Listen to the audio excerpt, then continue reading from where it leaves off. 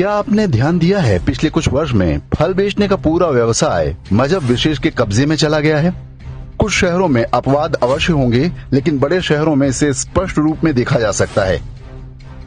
कुछ हिंदू दुकानदार ठेले पर फल लिए घूमते दिख जाएंगे, लेकिन फलों की अधिकांश बड़ी और पक्की दुकानें भाईजानों की हैं। देसी विदेशी, मौसमी और बेमौसम फलों की पूरी रेंज मिल जाएगी। बहुत व्यवहार कुशल, मृदुभाषी और भाभी जी भाई साहबों के लिए स्पेशल डिस्काउंट देने वाले। लेकिन क्या आपने कभी जानने का प्रयास किया कि यह सब कैसे हुआ? क्या हिंदू फल बेचने का व्यवसाय नहीं करना चाहते? वास्तव में इसके पीछे एक बहुत बड़ा षड्यंत्र है। देश की कई फल सब्जी मंडियों पर बीते कुछ वर्ष में मजहब विशेष का एकाधिकार हो चुका है। भरोसा ना हो तो कभी अपने शहर की थोक मार्केट का चक्कर काट आइए। कारोबारी कब्जे की शुरुआत बड़े ही प्यार और भाईचारे के साथ होती है। मंडी में थोक कारोबार करने वाले भाईजान छोटे हिंदू दुकानदारों को उस भाव पर फल बेचते हैं जो भाव चल रहा होता है, लेकिन अपने मजहबी भाइयों के लिए थोड़ी कम कीमत लगा देते हैं। उन्हें इस नुकसान की भरपाई कैसे की जाती है, यह जांच का विषय है।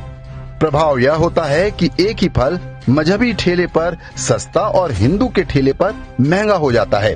ग्राहक को सस्ते से मतलब होता है और वह हिंदू दुकानदार को कोसता हुआ चला जाता है और भाईजान की दुकान से खुशी खुशी फल खरीद लेता है।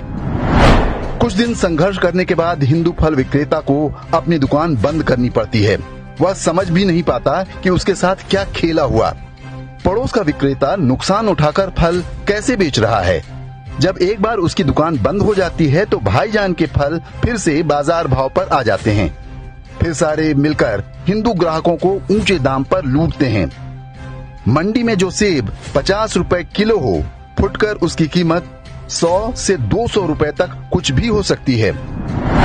जैसे ही छोटी जगहों पर मुस्लिम फल विक्रेता स्थापित हो जाता है, वह बड़ी मंडियों में केवल मुसलमान व्यापारी से ही सामान खरीदता है। परिणाम यह कि मंडी में बैठे थोक हिंदू व्यापारी को भी कारोबार समेटकर कुछ और काम धंधा पकड़ना पड़ता है। कभी आपने सोचा कि जब अधिकांश फल और सब्जियां हिंदू उगाते हैं तो फिर उसके व्यापारी मुसलमान ही क्यों होते हैं?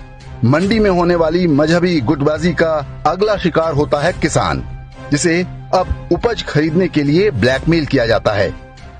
मजबूरी में किसानों को अपनी सब्जियां सस्ते और औने पौने दाम पर बेचनी पड़ती हैं। यह किसी एक मंडी की कहानी नहीं है। दिल्ली, उत्तर प्रदेश, बिहार और मध्य प्रदेश के कई शहरों में यही हाल है।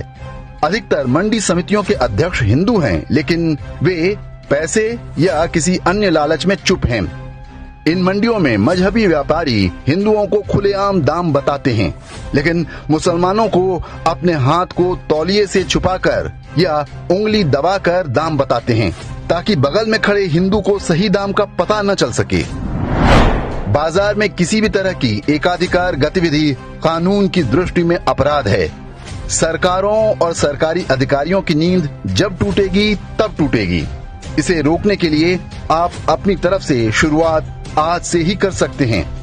कोई भी सामान अच्छी तरह देखभाल कर ही खरीदें। सस्ते के चक्कर में किसी गरीब की रोजी रोटी पर लात न मारें। आप सतर्क रहेंगे तभी आपके बच्चे भी सुरक्षित रहेंगे।